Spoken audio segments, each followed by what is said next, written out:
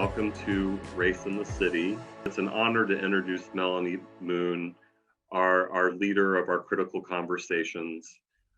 Melanie was born and raised in Cincinnati, Ohio. She attended Evanston Elementary School until 7th grade when her parents moved to Glendale.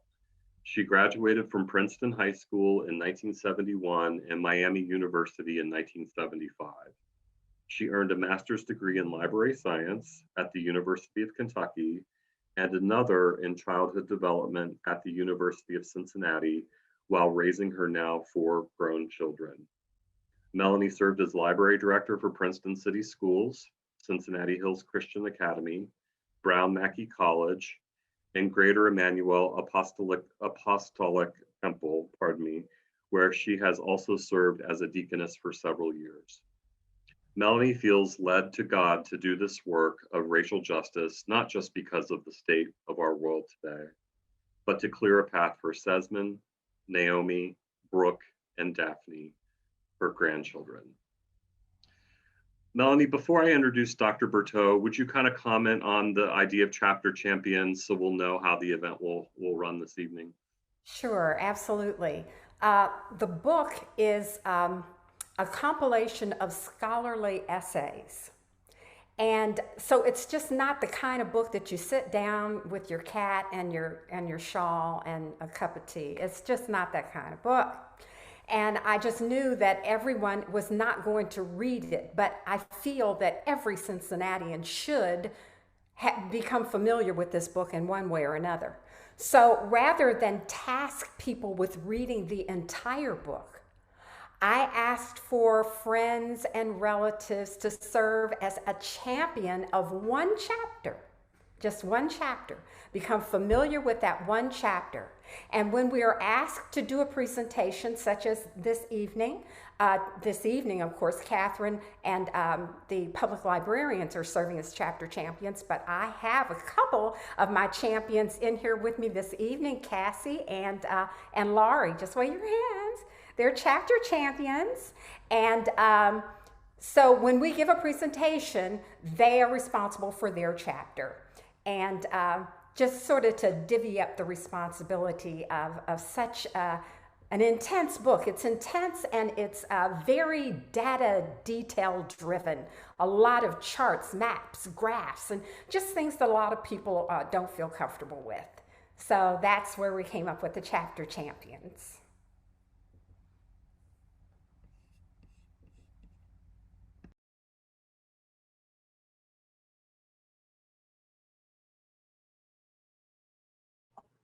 David, I'm sorry, we can't hear you.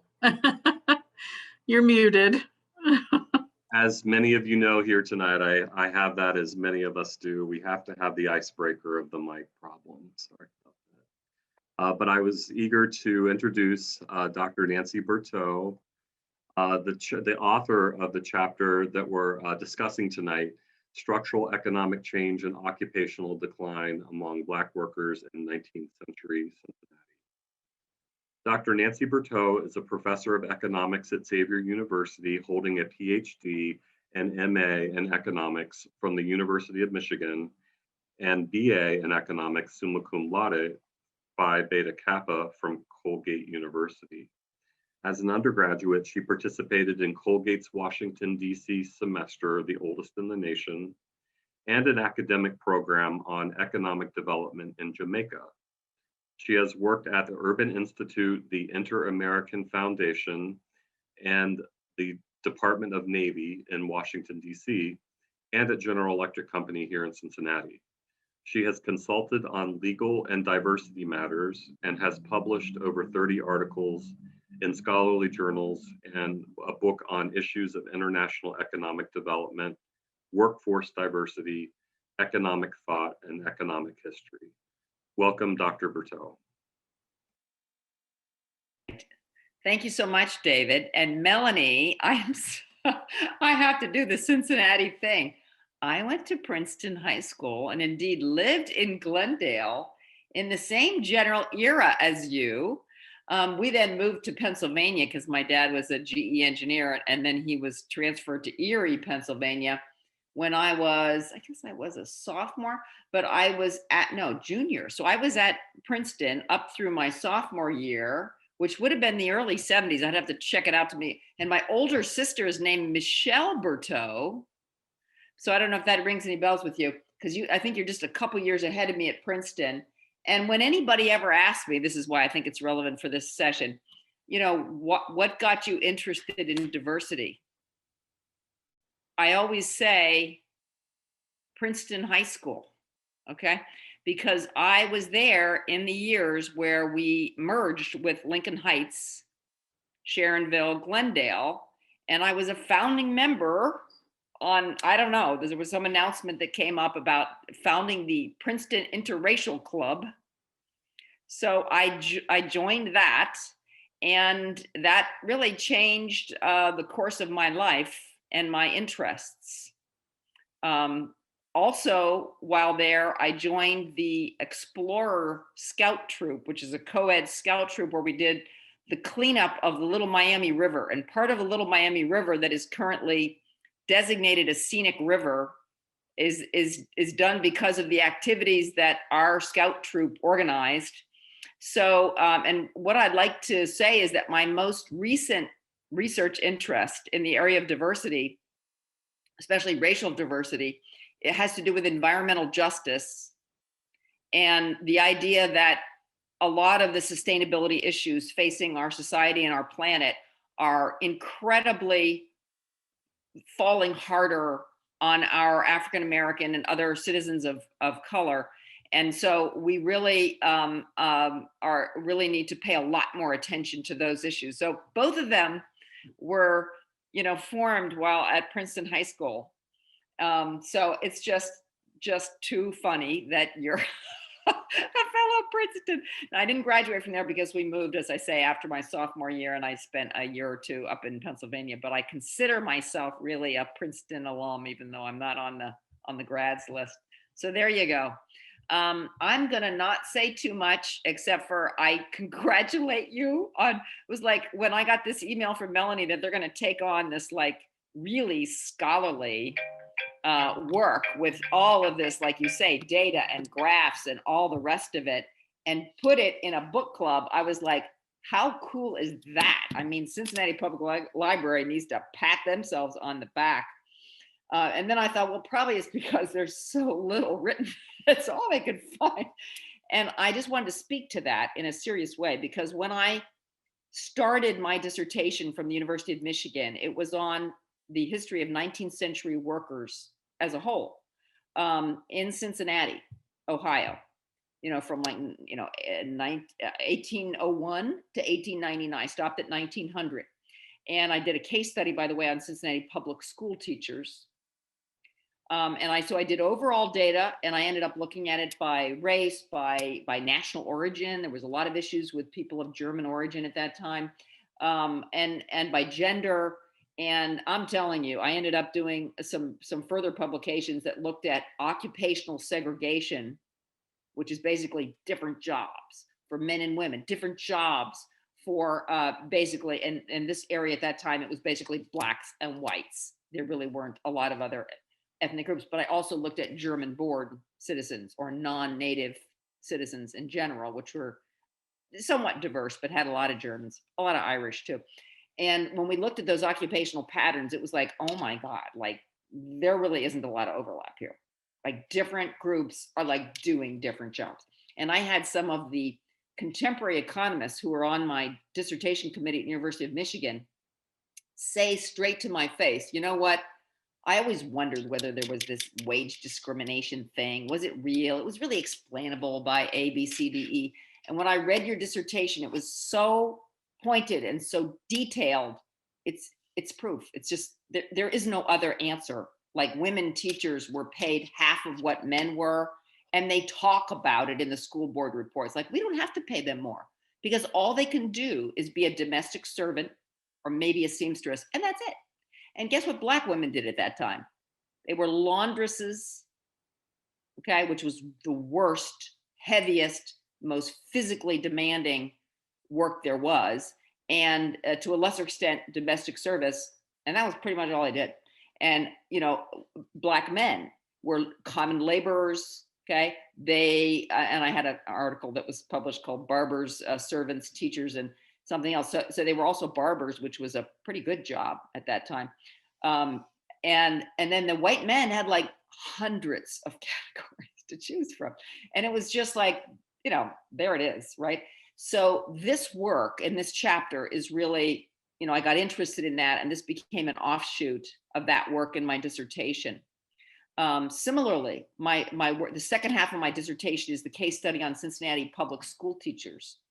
And I literally went into, in the Board of Education, some of the historian or the guys that worked there, the managers had in their vault, like the old ledgers of teachers from 1820 and 1823. And I literally picked all that data off of handwritten records.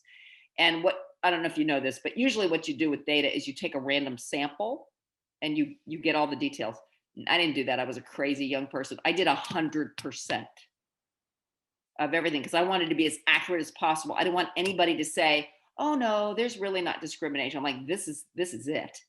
To the point where when my committee looked at it, some of them were actually confused. They didn't know what to do with the statistics because usually there's these confidence intervals and so forth that you use when you have a sample. But I'm like, this is all the data. And I finally had to have another professor say, look, she doesn't need confidence intervals. This is the data. It is what it is. There's no error here. It's just, and so when I did the school teachers, I found literally in the reports, at the end, here's what's happening in the quote colored schools. I was like, well, that's interesting. So I got into them, and I published some work specifically on the quote colored schools of Cincinnati, and they were super fascinating because they had all Black teachers and Black principals, right? And so they were, a self-standing. Now, then here comes the real dilemma, because they are fighting for integration. They're fighting for funding. They're fighting for space that's not like some unheated basement in a church, that kind of thing. But at the same time, what ultimately happens when they're integrated in the 1870s is that the system tries to take away all the Black teachers and the principals. Because and they're like, no, we don't want that, So there becomes this sort of tussle. And as what happens is the Black community demands that they keep some of these Black schools open, which they do right up for decades and decades, specifically because they're allowed to have Black teachers and principals at that school.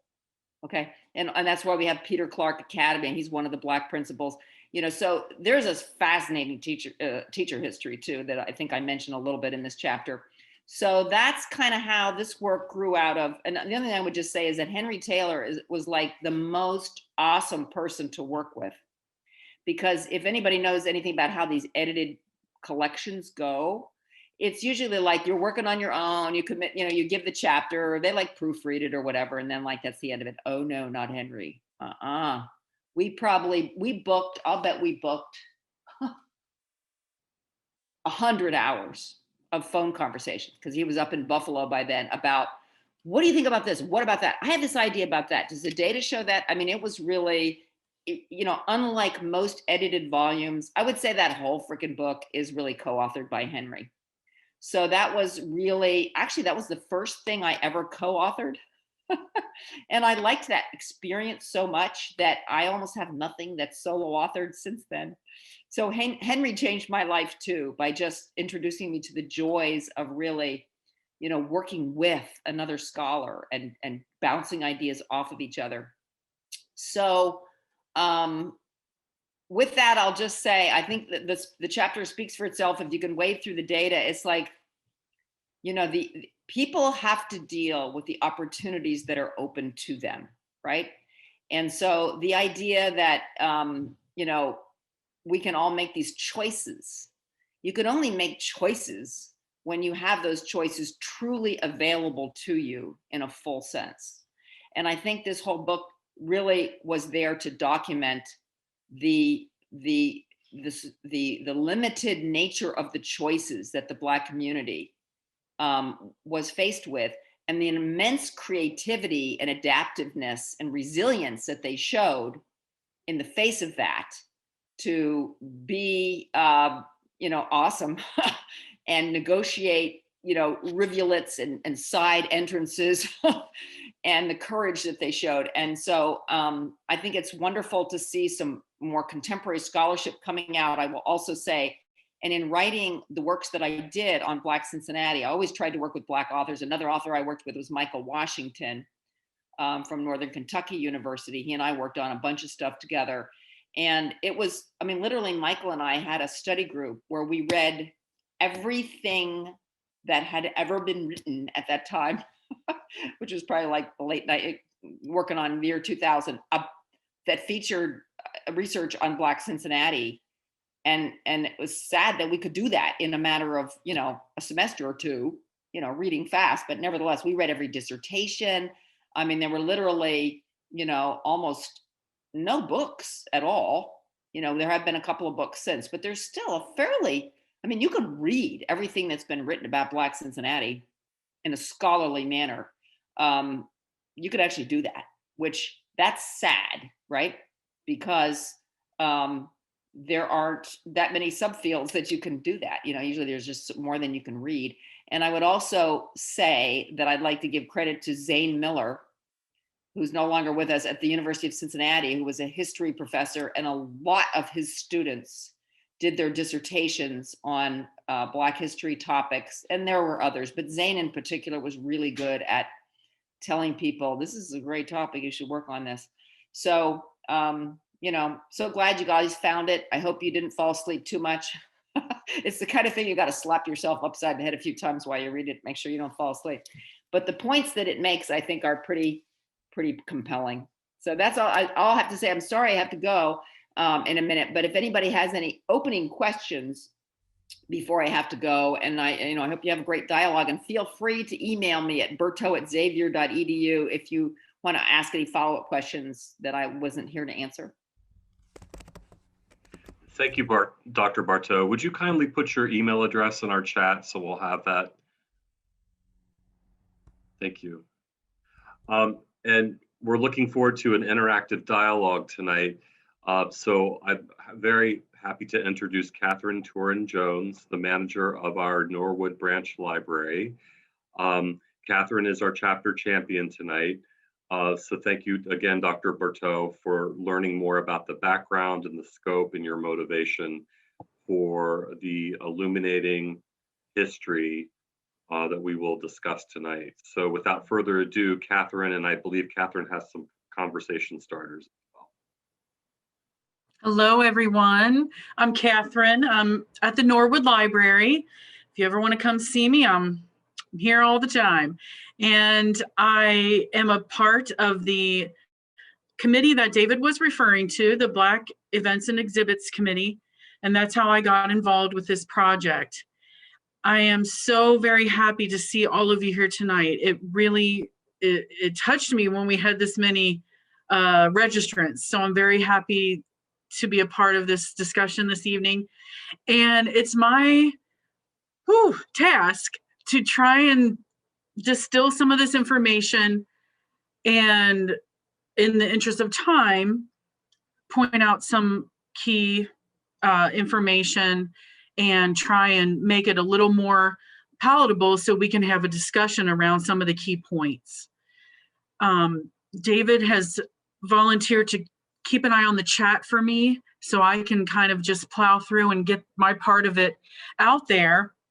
For those of you who have listened to it or had a chance to get your hands on the books, that's great. I'm going to use some notes here and I'll just jump right in. I'm going to share my screen off and on so that I don't meander, and so that people who are visual learners can have a little bit of something to keep us on task. So, Race in the City, Chapter 5. It's very eye-opening, things that I maybe knew a tiny bit about or never heard of at all. It really engaged me. I had no problem. I didn't have to smack myself to stay awake. It was very interesting. So the key component is that occupational segregation by race has been a key factor in keeping Blacks as a group at the bottom of the socioeconomic ladder. That is the premise of this chapter. There are two schools of thought around this topic: labor supply deficits of Blacks, such as lesser quality education, training, and work experience, have resulted in a concentration in lower paying, lower prestige jobs. The other school of thought that I have bullet pointed here is racial discrimination and racist practices from employers, white employees, and labor institutions have kept Blacks from achieving a more equitable occupational distribution. And that is what we're focusing on tonight. Because from where I'm sitting, the first bullet point there doesn't even exist without the second bullet point. I think we can all agree on that. So that's where we're coming from. I kind of grouped the information into 3 topics.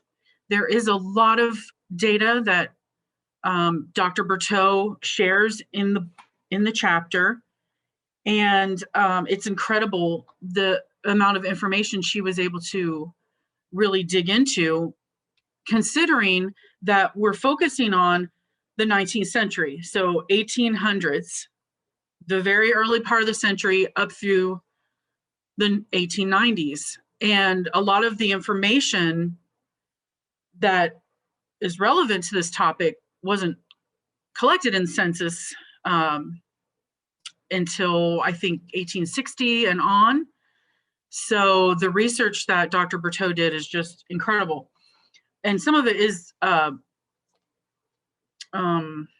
anecdotal, but I think those are the bits of the chapter that really brought it to life for me. So we'll get into that a little bit. The first thing I'd like to talk about is the population of Cincinnati in this time period. Since workers are drawn from, let me go down so you guys can see where I'm heading.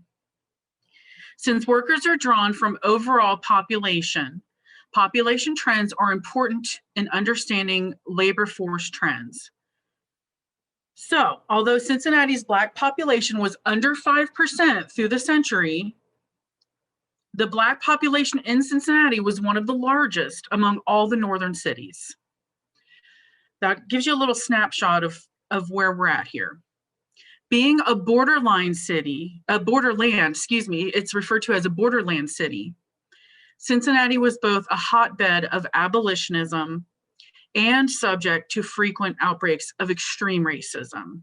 So this affected the population. The abolitionists are more of what I learned about in school. And if you ever have a chance to go to the National Underground Freedom Center, it's a wonderful place to visit.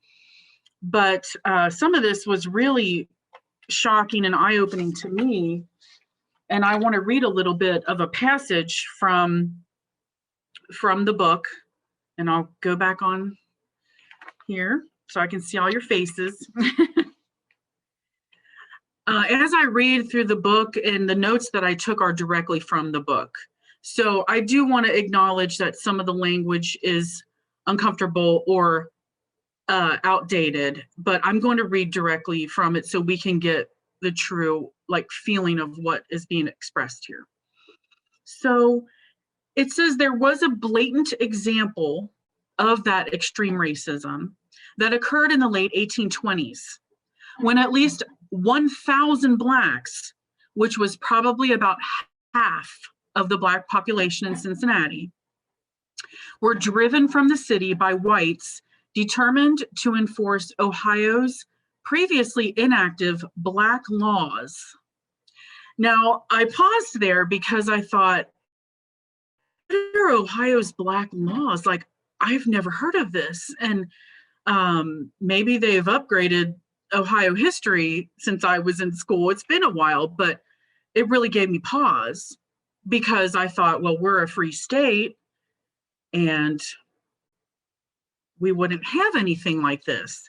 But come to find out that Ohio's Black laws had been passed in the 1804 to 1807 years, and they required all Blacks to register with local officials, show certificates of freedom, and post a bond of $500 to guarantee good behavior, quote unquote. These laws also prohibited Blacks from testifying against whites in court, holding public office, or serving in the military. Ohio's 1802 Constitution had already denied Blacks suffrage. So we're talking about people who cannot vote, cannot testify in court, and basically have to go above and way beyond what any reasonable person would have to do just in order to live in the state of Ohio. And that really kind of set the tone for me as I was reading the rest of the chapter. Maybe we can talk about that later if anybody else had heard of those laws before. So this, I'm going to share my screen again. This population trend, this little graph, it was written out in the chapter, but I was having trouble visualizing it. So I made a little graph so that you can see the early part of the century, and then dipping down the mid part of the century, the decades before, during, and after the Civil War, and then going back up post-Civil War and during the industrialization time of Cincinnati's history. So that's what she was talking about with the U-shape, the racist practices plus, and this is very important as well, a vast inflow of immigrants, mostly German and Irish, caused this U-shaped population trend for Blacks. And we have to remember that is a very small percentage of the population that, and honestly, they were in a stiff competition for the jobs that were available. Before we move on to the job portion, it's important to note that who is participating in the workforce, who is working at the time. The presence of large numbers of immigrants meant that Black workers often faced stiff competition even for very low status occupations, especially from Irish-born workers. And Blacks participated in the workforce at a much higher percentage. So this was called, I'm going to go back to the book and read directly from it for a moment. The higher labor force participation rates of Blacks were due to a number of factors, most of which centered around the lower earnings of their families. Blacks began work at a younger age, which was related to their receiving fewer years of education. Black workers were financially unable to retire as early as whites, and more Black family members, especially women, were needed as workers in order to cover basic necessities. I wish I could tell you that that's something in the long ago history, but it feels familiar still for many people. And you can open up to comments when when we're done with our summary here. So in effect, Black family members worked harder to earn less, primarily due to the restricted nature of the occupations in which they were employed. So I think Dr. Bertaux mentioned that a majority of Black people were unable to secure the higher paying jobs in the many occupations that would have been in Cincinnati at the time. We have to remember that Cincinnati, pre-Civil War, the antebellum period, was a river city. So the steamboat industry, the travel, the delivery of goods and services along the Ohio River was the reason that Cincinnati was able to expand and become I believe, the 6th largest city in the United States for several of the decades in that century, in the century we're referring to here. So it was the fastest growing city, as you can see on my notes, during the first half of the century. During this period, most Black men worked as laborers, and Black women frequently worked as domestics, as Dr. Bertaux had mentioned. And I wanted to refer back here to her words because they speak for themselves. And this was the first little bit of anecdotal information that she includes in the chapter. It's from Timothy Flint, who was the publisher of the Western Monthly Review. And I like how she sprinkles in these voices that can kind of draw us in a little more around the statistics and everything.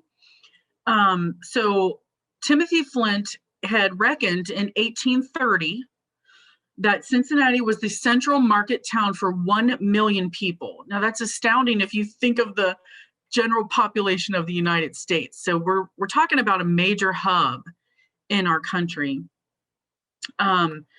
He goes on to say that Cincinnati's borderland status, that word comes up again and again. He noted that the evils of slavery are not confined to the parts of the country where involuntary labor exists, but the neighborhood is infected. Certain kinds of labor are despised as being the work of slaves. So some of these menial jobs and laboring type of jobs were not desirable by white people, and they were not, I mean, I think the riverfront was important to both Blacks and whites, and we'll find out later how industrialization changed that and actually made the situation worse for Black workers. But I thought that was kind of interesting to note that even then, folks were recognizing that just because Ohio was a free state didn't mean that there was open arms, you know, to Black workers. Dr. Bertaux had mentioned that becoming a barber was the most prestigious choice available to Black men. And I believe the statistic on that was 16%, I believe, of Black men in the workforce were barbers. So that was one way. And then a small number found relative success in the fields of catering and steamboat stewards. That all kind of changes after the war and industrialization, but we're talking about the first part of the century here. And again, we go back to the competition.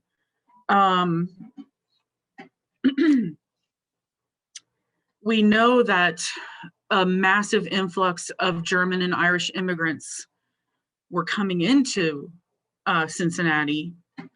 And we also know that a lot of the Irish in particular were dealing with illiteracy, and, you know, they were pretty much on the level playing field with Black workers. And so they were very in intense competition for those jobs. I've got here something supplemental I'd like to read about that particular aspect of it. These German and Irish immigrants were willing to do menial labor and greatly restricted job opportunities for Black men, as there was nothing left for them but the lowest form of drudgery, for which employers often preferred colored women. It was therefore necessary in some cases for the mother to earn the living for the family because the father could get nothing to do. And that's a quote from a newspaper from Cincinnati, 1938.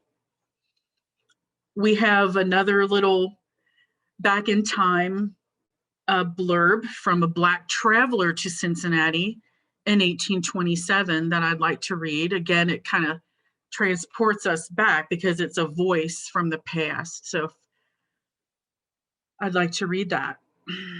I thought about coming to a free state like Ohio, and I would find every door thrown open to receive me. But the treatment I received by the people generally, I found it little better than in Virginia.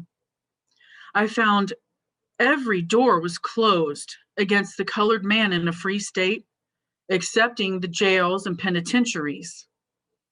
Indeed, even the poorhouse was closed to blacks, as another of the provisions of the Black laws, and they come back again, mentioned earlier. Destitute, unemployed blacks were ineligible for poor relief. So we're not getting any breaks here, folks. No breaks and no opportunities to elevate your status or your job opportunities. So we're going to, I just want to mention that systemically and institutionally, blacks were also denied membership in early trade unions, and white workers protested working with blacks frequently, especially if they were not in a subordinate position. Dr. Bertaux mentioned that with the teachers, and I'll get to that at the very end because I wanted to mention education as well before we open up our discussion. I had another comment about the trade unions before we move on to industrialization.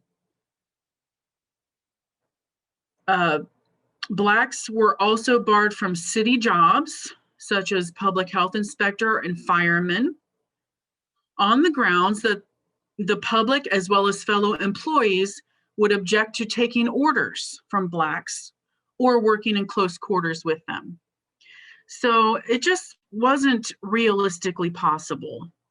And on top of the general ideas of racism and the fact that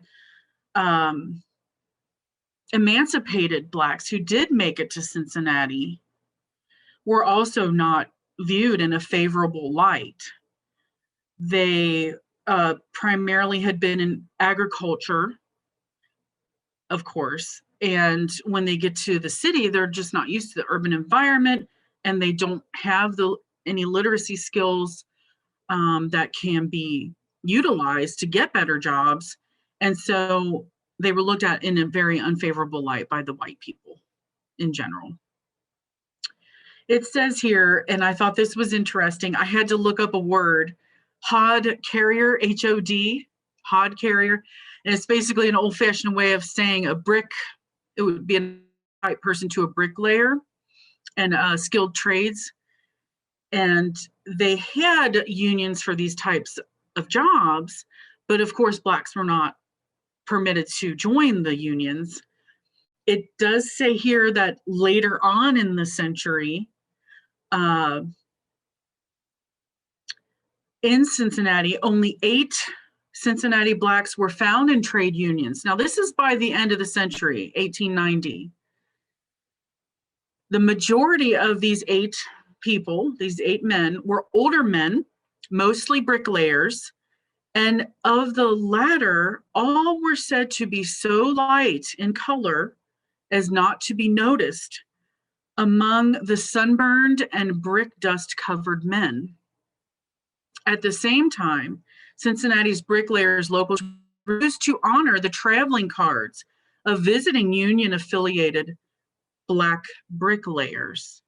So even if you had your union card from another state and you came traveling here looking for work, you were denied that work. So we come to the mid of the century where we have the Civil War, we're emancipating, we're transitioning to an industrial city. Cincinnati evolved as a commercially based walking city focused on the riverfront and became a sprawling manufacturing industrial center after the 1860s. I think I mentioned earlier that it was the 6th largest city in the country, but after that changeover to industrialization, It was the nation's third largest manufacturing center. So all those jobs from the riverfront, the labor, the main jobs that Black men were able to secure are now being transitioned. The Industrial Revolution deeply affected the lives of both Black and white workers because it changed the distribution of job opportunities. And that's really brought home in the book. The steamboat travel and trade made way to railroads, and the decline of the steamboat caused a disproportionate amount of burden on Black men whose majority occupation centered around the riverfront. And I hope everybody can understand that. We can talk about that a little bit later if anybody has any questions. The white men were hired for the factory jobs, the good jobs, and were able to make those transitions, where Blacks were rarely hired for the new factory jobs. And then I really thought this was an interesting point. White women and children were increasingly employed in many manufacturing establishments, while Black women increasingly worked in jobs that white women had abandoned. And this was the most interesting sentence that just jumped off the page at me, that in effect, Blacks were picking up job market leftovers. And that was just something that stuck out in my mind as I read the chapter. I'm going to briefly touch on education because I want to open it up to conversation. I know Dr. Bertaux mentioned that there was a small group of teachers who were Black in the Black schools. I'll point out a few bullet points here. Blacks were heavily discriminated against in the educational arena, and Black youth were barred from attending public schools that had been opened in 1829. So several private schools did operate for Blacks intermittently over the early part of the century, but it was reported that in 1845, over half of Cincinnati's Blacks were illiterate. So they're just not getting the educational benefit.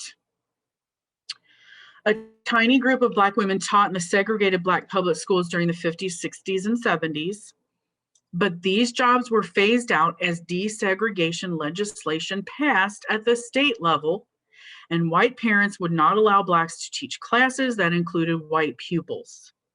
And Dr. Bertaux did touch on that, but I thought it was a good example, perfect example really, of how even when the institutional racism is eliminated, so desegregation becomes a law, and we think, okay, desegregation, done, check it off.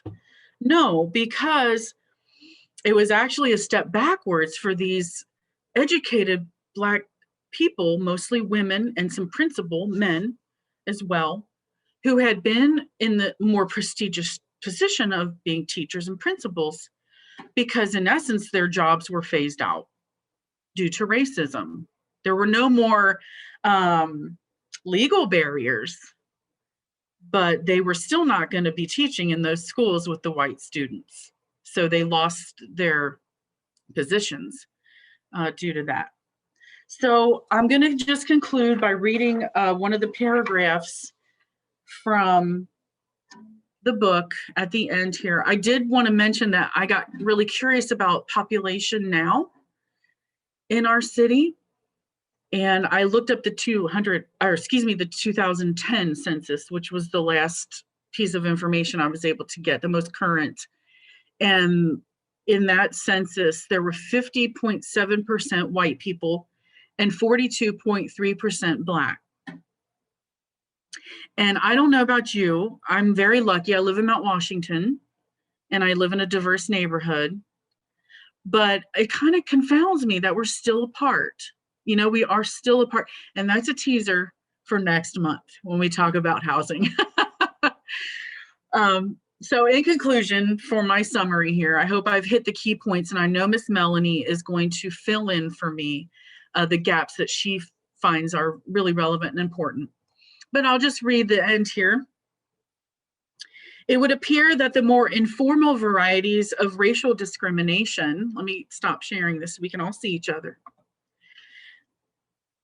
The more informal varieties of racial discrimination proved more than equal to the task of keeping Blacks at the bottom of the occupational ladder. Continuing informal barriers based on race, as well as the cumulative effects of past discrimination, mean that conscious analysis and concerted action will be required to truly upgrade the occupational status of the Black community as a whole. So I'll end on that note and pass the torch to Melanie. She's our resident expert, and I hope that I was able to highlight and make a little sense of the way things looked during that 19th century and when we were forming as a city and developing ourselves. Melanie, do you want to make some comments now? Yes, I just want to share the screen and use the slides. They help me. Everybody can hear me okay? All righty. I'm assuming you can. If not, just let me know. Okay, this is the cover of the book. That's what the cover looks like. Race in the City, Work, Community, and Protest in Cincinnati, 1820 to 1970. And for me, this book proves and explains the wealth gap, starting with employment. As Dr. Bertaux so wonderfully shows with the data and even the anecdotes. The green line is the white population. This is the share of net wealth in all U.S. households. Black is the yellow line right down here. Latino, they're down at the bottom, and other are down at the bottom. This is from 1989 to 2019, and the source is the Bureau of Labor Statistics. This is real. When I show this graph, I tell people this isn't a drawing that my 6-year-old granddaughter drew for me. This is statistically accurate. There is a wealth gap. The gentleman that you've heard his name mentioned, Dr. Henry Louis Taylor Jr., he is the gentleman that edited and compiled this book for the Cincinnati Bicentennial in 1988. It was published by the University of Illinois Press in 1993. And his research focuses on a historical and contemporary analysis of distressed urban neighborhoods, social isolation, and race and class issues among people of color, especially African Americans and Latinos. I'm in communication with Dr. Taylor, and we're hoping to get him in on one of our discussions. This is the website. This is my on YouTube. In the search box, if you type in Race and the City chapters, it will bring this image up. If you click on this, those are the 12 videos in the playlist, and each chapter is a video of its own. I would like for this YouTube channel, this playlist, to be used as a virtual book club.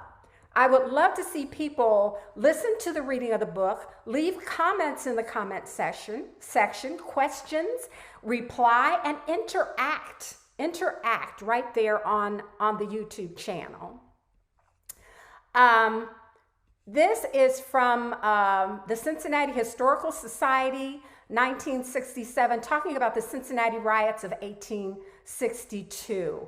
And there is a plaque about the mob violence of 1862. This is just before the Civil War. The historian Stephen J. Ross relates the following incident from the early months of the Civil War, when Cincinnati's river trade was severely disrupted and violence erupted amid the hardships of unemployment among dock workers. So Catherine did an excellent job. She pointed out just almost everything, so there's not very much that I need to do. She really covered the points that I wanted, but she talked about that tension between the Irish and the Blacks, Irish in particular, that were competing for work. So it says here, quote, screaming, "Let's clear out the niggers." Irish dock workers, angered by the attempts of Black laborers to underbid them for jobs, initiated a 2-day riot in July 1862, which left a trail of destruction that stretched from the city's docks into the Black homes along the levee. And this is the industrialization that was taking place after the Civil War. And you see that children, white women were employed in these jobs, not Black men. As the pace of industrialization accelerated in the 1870s and 1880s, mechanization was increasingly utilized and many jobs became more specialized. To save on labor costs, lower paid white women and children were increasingly employed in many manufacturing establishments. Blacks were rarely hired for these new factory jobs. So you wonder, maybe child labor laws? Maybe child labor laws? Okay, coming now more into the more recent times, this is a document. Derek Hamilton did some research, the racial composition of American jobs. This was in 2006. And just want to read what Derek Hamilton said about this. 35 years after Barbara Bergman espoused the theory that Black males, now that's 35 years prior to 2006, so that was like 1971. She had a theory that Black males are systematically crowded into lower earning occupations. Occupational crowding is still relevant today. White employers' refusal to hire Blacks in certain types of jobs forces them to cluster and creates crowding in less desirable jobs, reinforcing a condition of lower earnings in those occupations. Today, 2006, there is a general pattern of exclusion in the most desired management, professional, and related sector, even for Blacks that have the requisite educational qualifications. This is Dr. Derek Hamilton's prescription for change in 2006.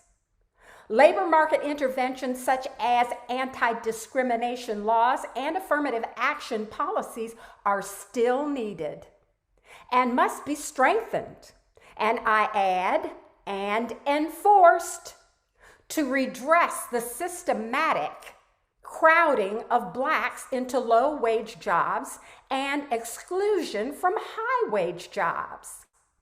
The racial unemployment gaps are widest for employees without college degrees. So there's less than high school.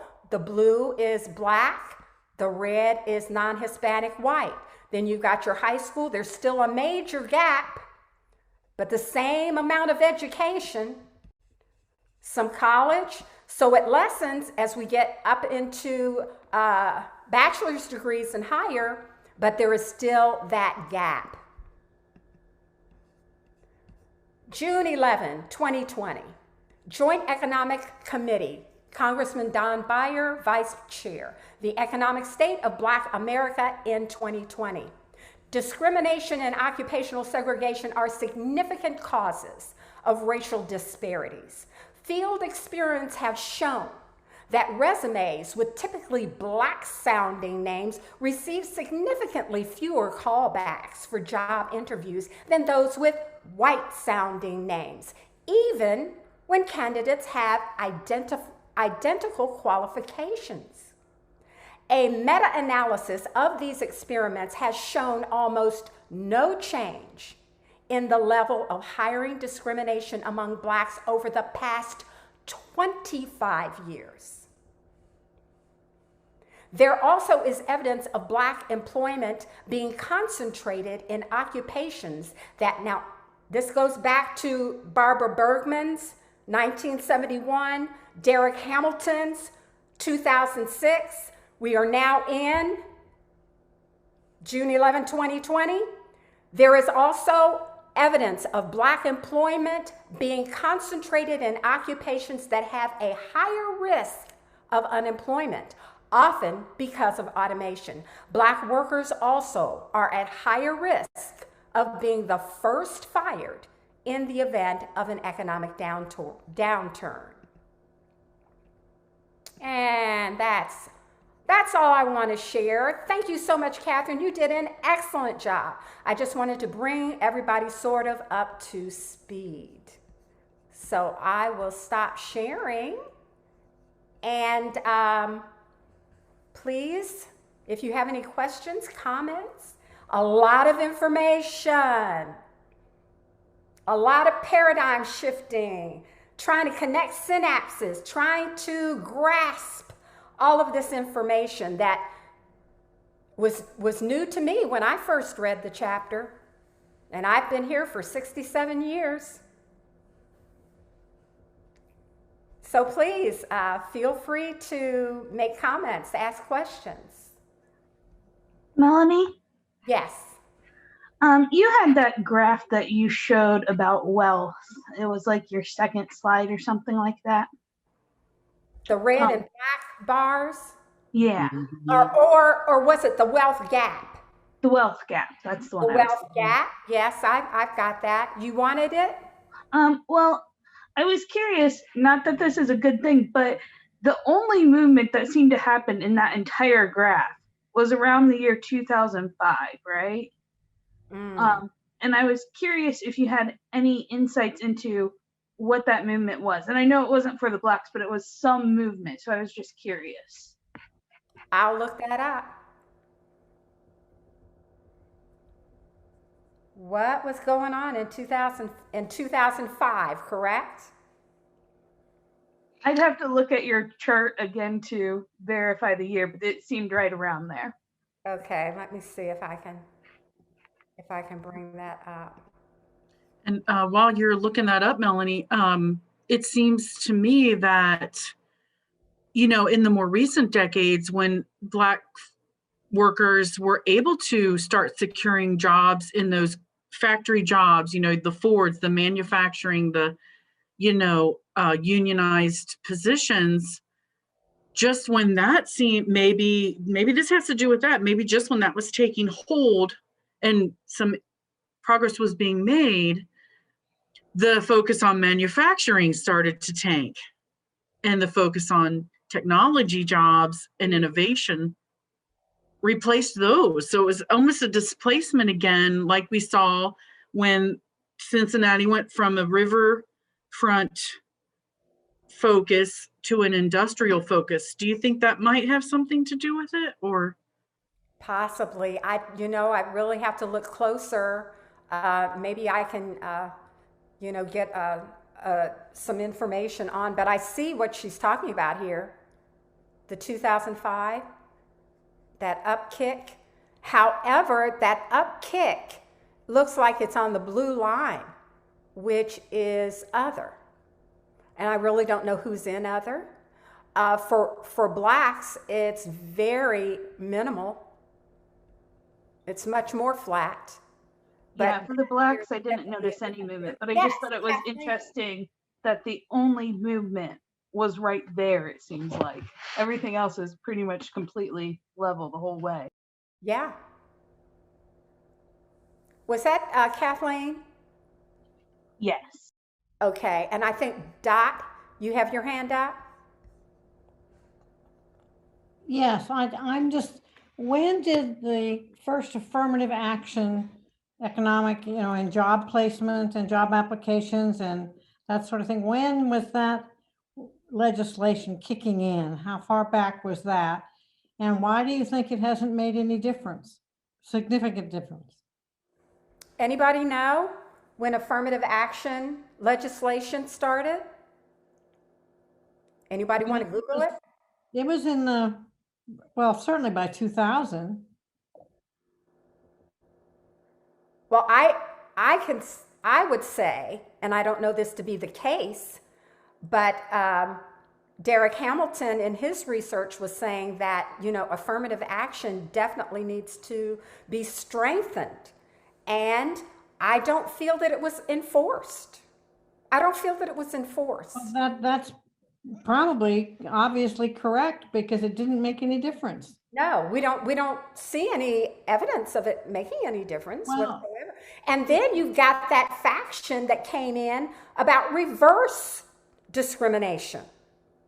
So then Still there. politicians had to grapple with the white community saying, well, you're putting unqualified blacks in a seat in a university, and my child excels beyond, above and beyond that black child, and they're not able to get into school. So they're, you know, in an uproar and causing issues there. In 1961, affirmative action began. My goodness. But in 1961, when I went to work at IBM, I graduated from college, and there was a class of 6 of us who began working at IBM, and all the men in the class made $75 a month more than the women. And there wasn't any question of race. They were all white.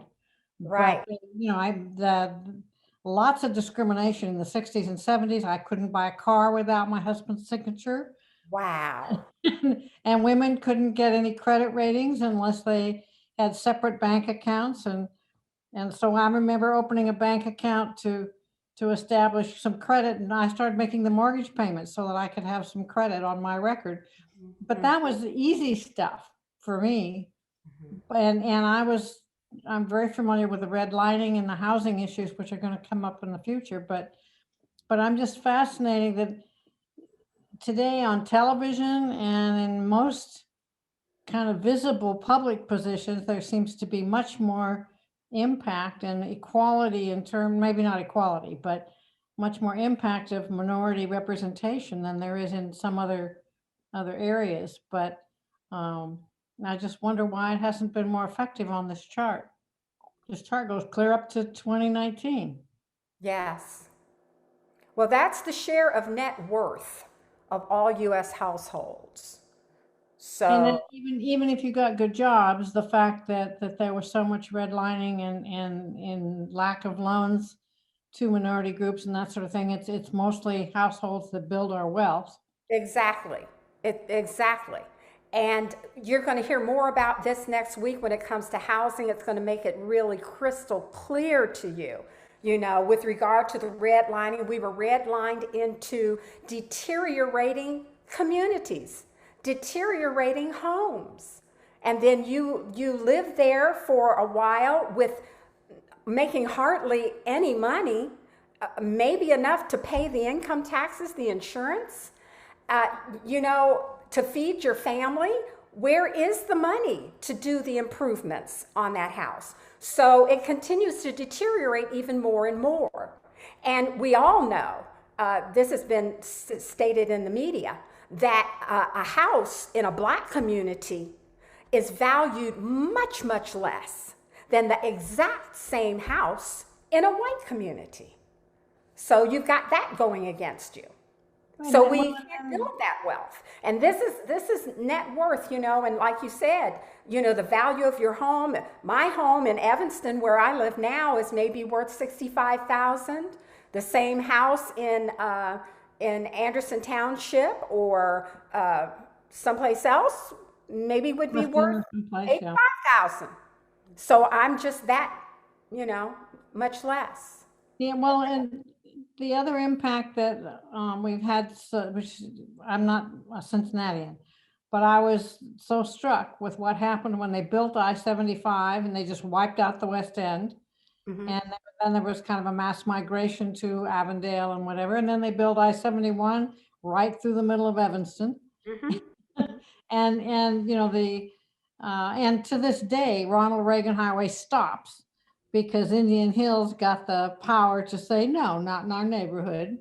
And I mean, there's no reason that Ronald Reagan Highway shouldn't run clear through to 275, but it doesn't, which is because of the neighborhood that was there. If Lincoln Heights was where Indian Hills was, it would go right through. You know, it's just so many different areas. And the big question is, okay, how do we do anything about it? How do we really make significant change? Well, hopefully we're going to talk about that. Cassie, you had your hand up. Yeah, I just wanted to address what Dot was referring to. Why hasn't the affirmative action worked? And like this chapter champion, it reiterated about the Black codes. We really still have subtle Black codes today. Where the voter suppression in the South, they discouraged them, all the way up to the 30s and 40s and 50s even. And Black men are arrested for the smallest things. And so most of our men are in prison. And, it's just to put it simply, it is systemic racism, where we're not allowed or afforded the same privilege as another race. So, and still we rise. Amen. And against such odds, against such obstacles, yes, we have done well. Unfortunately, media hones in on those that have been able to break through. The majority of us, as evidenced by that graph, the majority of us are still on the bottom, but they don't show that. Media doesn't show that. They try to avoid that image. And I just want to say, Holly is here. She's one of my chapter champions. I see Holly. Thank you for coming.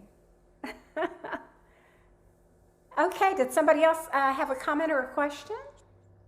Yes, I did. This is Michael. Yes.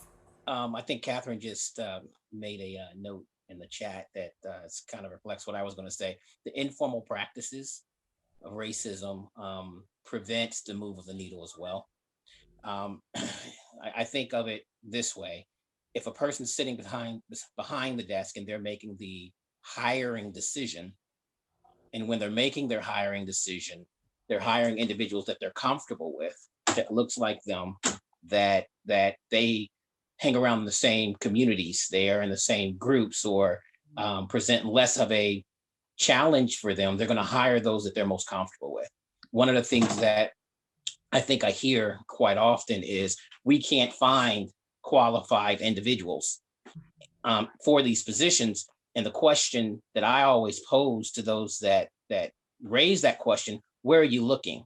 Right. If you're looking in all of the if you're looking in your alma mater, if you're looking at the schools that have the reputations that bring the cachet with them, then you may not find the individuals that you're looking for. And I think of the HBCUs, which the HBCUs, they graduate more engineers, they graduate more doctors, they graduate in all of the categories that individuals say we are lacking students in. They have higher graduation rates for those, right? But you have to go to those locations. And the question is, do businesses in other locations invest the dollars and the time to do the recruitment where individuals are, right? And so those are some of those challenges that I think impacts the reasons why you don't have those, the move of the needle. And then you still have those issues of, are you giving equitable pay for individuals when you hire them in, right? And so that becomes another issue why you don't have the wealth gap, right? And then you also have the issue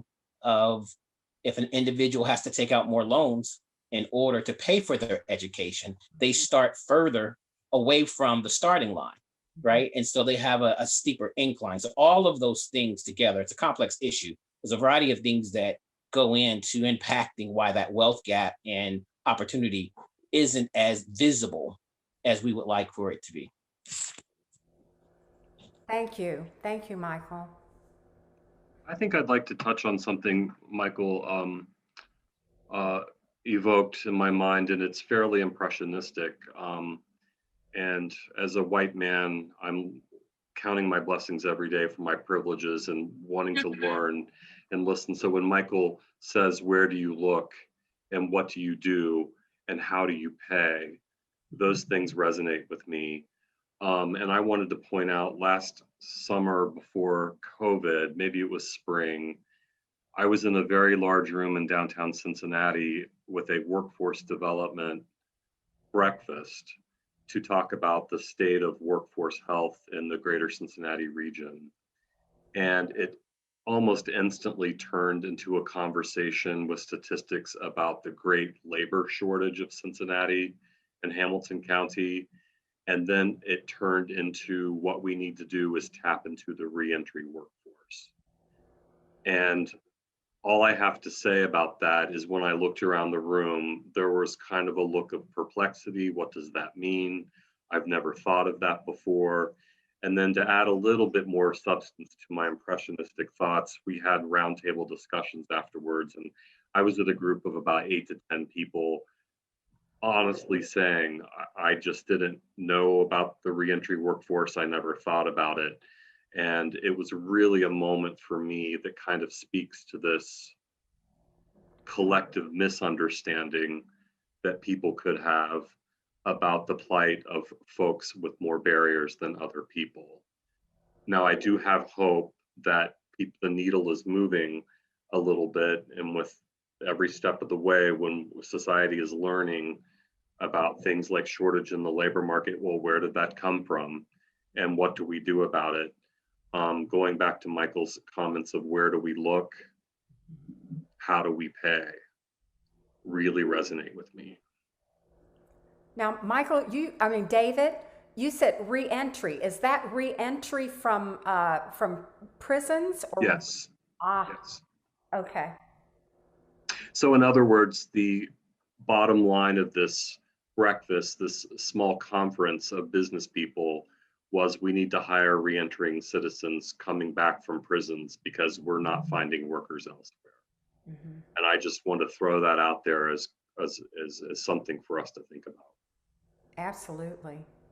David, did it seem like the employers that were at that particular event were willing or open to that idea, or was it that they felt that was their only option at that point?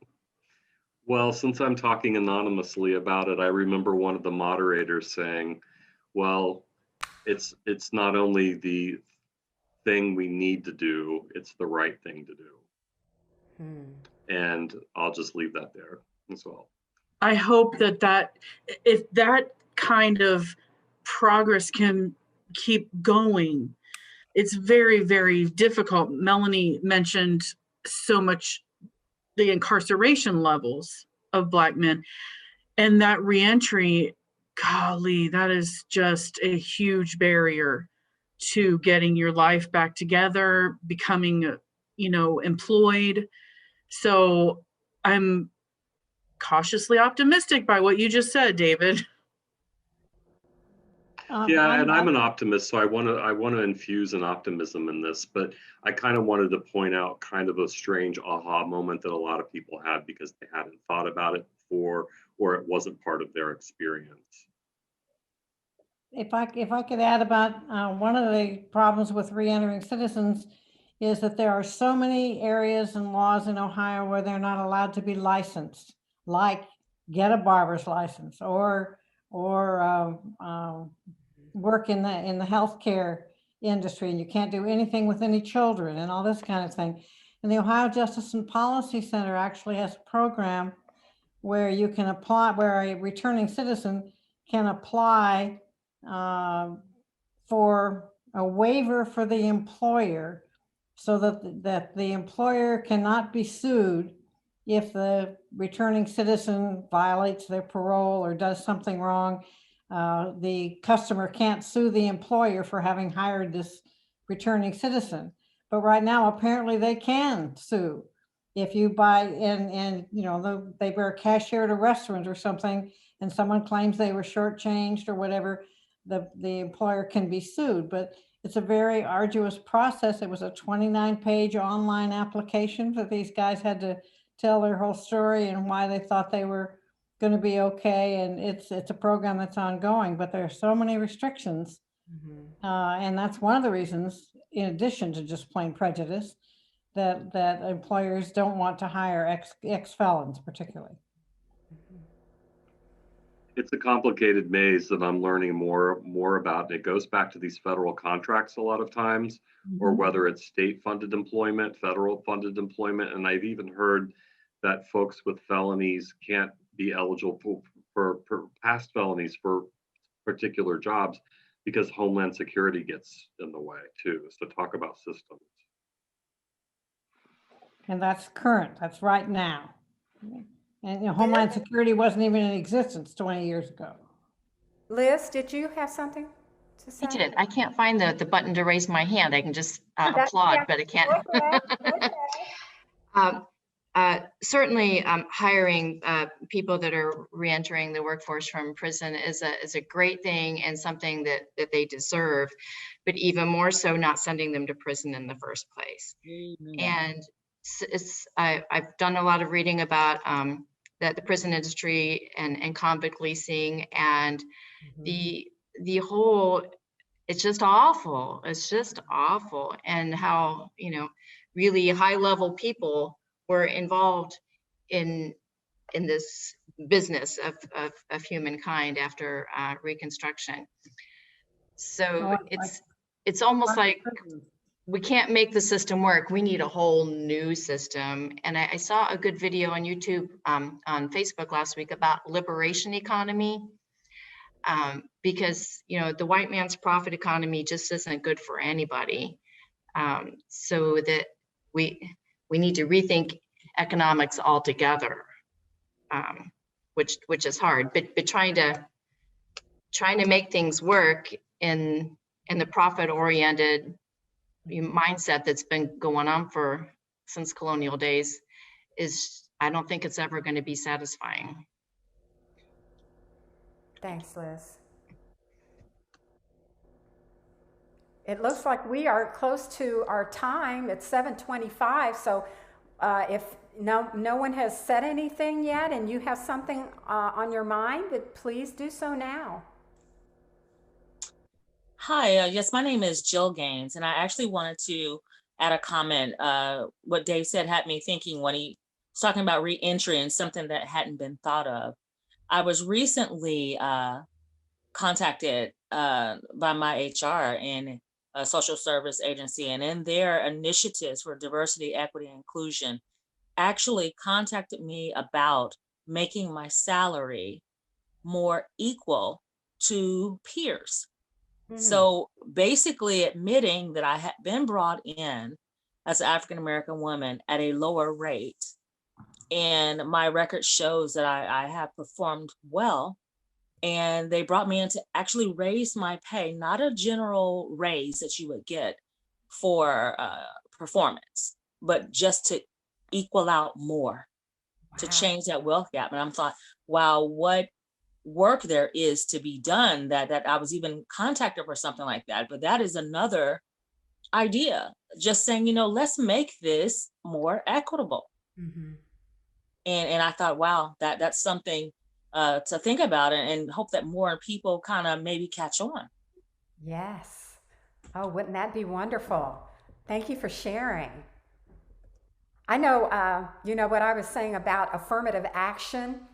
We need, in my opinion, we need affirmative action on steroids.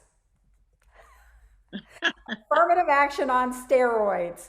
And I would like to see an outside agent hold the hand of HBCUs and perhaps those that are re-entering and work on behalf of the new hires, whether they be in managerial positions or entry-level positions.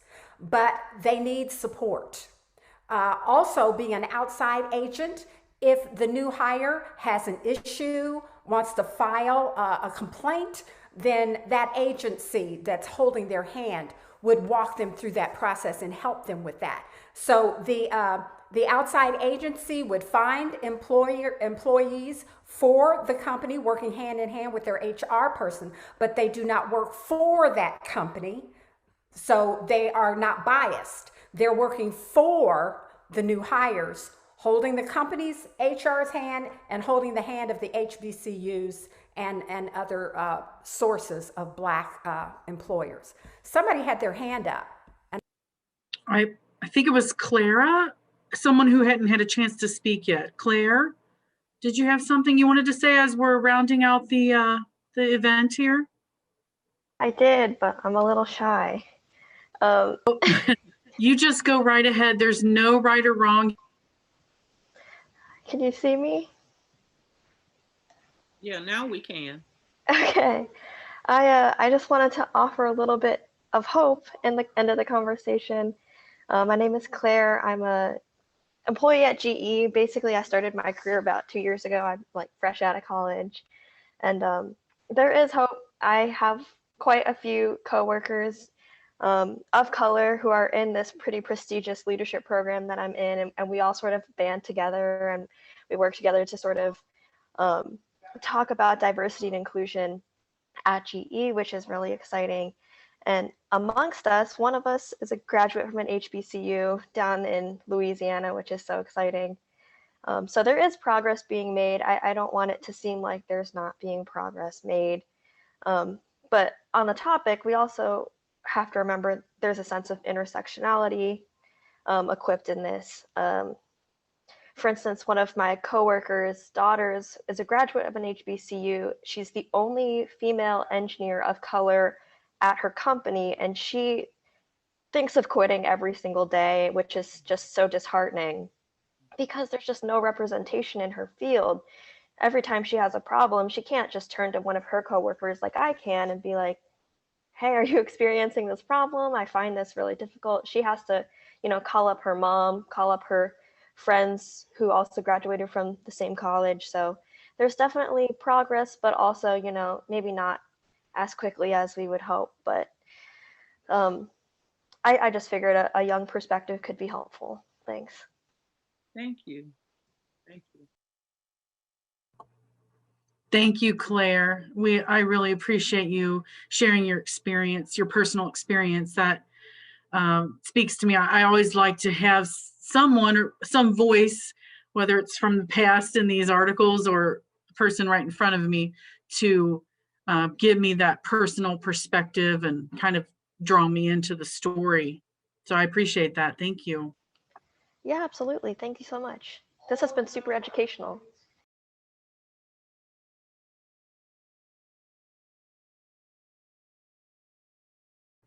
Melanie, I think you're muted. Started off on mute, we're ending on mute. Okay, I was directing it to David to see if he had any housekeeping things and close us out. Thank you so much, everyone. Thank you, Melanie. Thank you, Catherine. And I really value hearing the perspectives tonight. Please join us next month.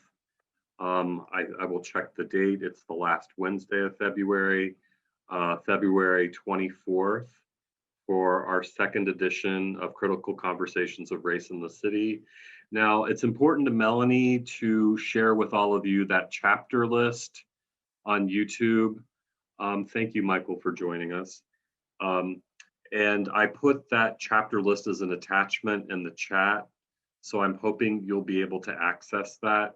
But what I can do as a follow-up tomorrow is send that list to all of us as registered, participants, and I'll send an email tomorrow morning so you'll have access to that so that you can listen to the chapters for the next two events.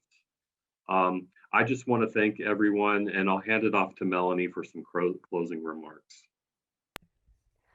I don't have any closing remarks. I just want to thank everybody for coming.